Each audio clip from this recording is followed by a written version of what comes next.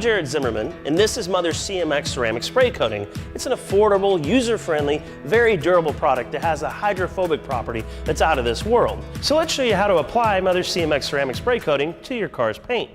Now, it should be mentioned that for best results, you're also going to want to start with a well-maintained paint job. This is also one that's going to be free of waxes, grease, dirt, oils, and other contaminants.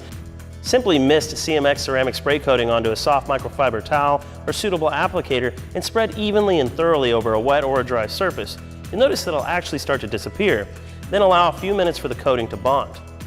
Now, with a separate clean, dry microfiber towel, thoroughly buff the surface until perfectly clean and clear. Now, I always have the best luck with two towels. I have one that I call my wet towel, which is the one that I apply the product with, and the one that I call my dry towel, which is the towel I use to do all the buffing. Sometimes your dry towel can get a little bogged down with product, get a little saturated.